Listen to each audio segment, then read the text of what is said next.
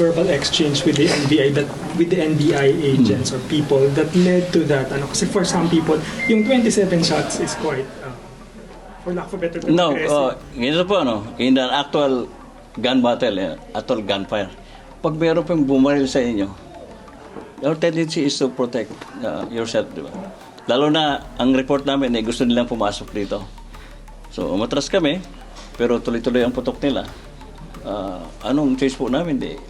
Papaputok din po kami to prevent them from coming in. So yung the rest of the shots po were directed at them? Yung the rest of the shots? Kasi yung una sa... Hindi na po namin sila nakita. So, sa taas pa na nakita nyo yung mga windows, di ba? So, hindi po ito directed sa tao kasi hindi na naman namin na sila nakikita. Just to scare away na huwag na silang tumuloy. So it was fired sa windows po? Sa windows. So, nakita naman natin, windows, di ba? Kasi kung hindi kami paputok, baka akala nila takot kami o wala na kaming bala. Di, susugod na sila sa loob. yung argument po, sorry na... So, we're just sending the message na you cannot go inside. You cannot do this to the Senate. This is a sacred institution. Baka sabihin naman nila, sir, nasa GSIS naman sila, wala sila sa Senado.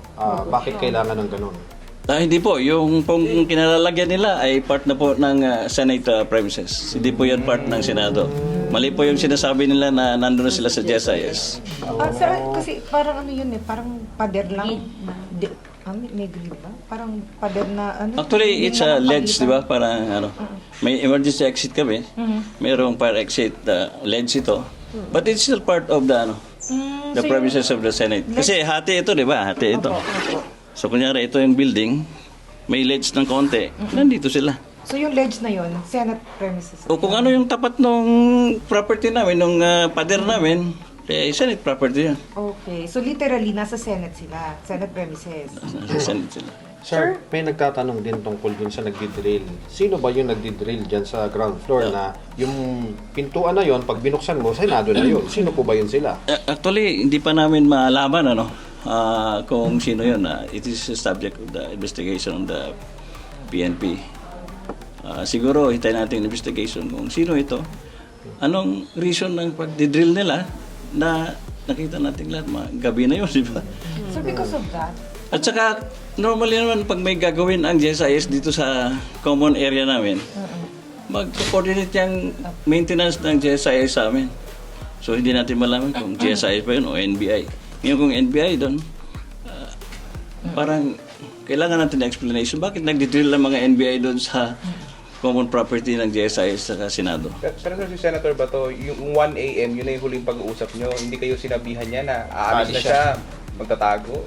Wala naman siyang sinabi. Pero ito, sasabihin ko na si Senator Bato, with what happened po, being his classmate, nararamdaman ko yung kanyang agam-agam, pag-aalala. In fact, nung bumaba siya, nakipag-usap kay Secretary Rebulla, kay CPNP, nag-offer po siya kay CPNP na baka pwedeng doon na lang siya i-custody sa PNP.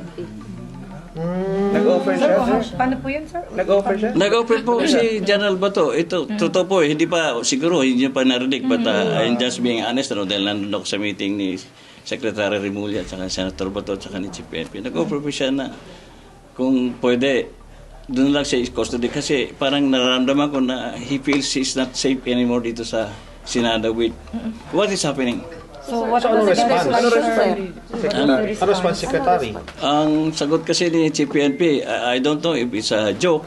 Sabi, meron naman kaming area doon, sir, pero doon sa custodial facility. So medyo natawa kaming lahat. Kailan nangyari yun? CSILG, sir, ano sabi? And then what followed po? Medyo kasama din siya natawa, pero ang sabi naman ni Sir Bato, sige po, mag-usap kami ni CPNP kung matutuloy talaga na under custody. Pero sir, Baka nandun ngayon. Pero sir, Wala namang report ng PNP na lumipat na siya You have no sa... pero idea, sir, sir, knowing kung the fact nasa na siya pala Pero wala namang offer kasi ang PNP to provide him with protective Pero custody. sir, seryoso si Senator Bato nun. Kasi knowing the fact kasi palabiro yan minsan na sabihin, dila lang ako. Alam mo, nakita ko si Senator Bato, yung sinasabi niya, it's an expression of his frustration. Okay. Kasi nag-aalala na nga siya na, bakit anong nangyayari dito? Pinapasok kami dito. So, Senado ito. Doon niya po. Can you imagine, Senado, lulusubin kami ng Armado, NBI, o kung sino man. Sir, nasabi mo yun? Sige. Sir, sorry, pwede pong it was said by Senator Bato. Paano yung... Si Senator Bato po, magbiro, di ba? Kilala natin lahat. But the way I sense it, parang merong serious na pagsasabi at merong Na, kasamang pag-alala sa kanyang seguridad. and then, General, paano pagkakasabi niya? Paano yung pagkaka-deliver niya nung inalok? Hindi ko lang ano yung exact word, pero sabi niya, gusto mo, Chief, doon na lang ako magpa-custody sa PNP. And then, Si Sir Tateng talaga mismo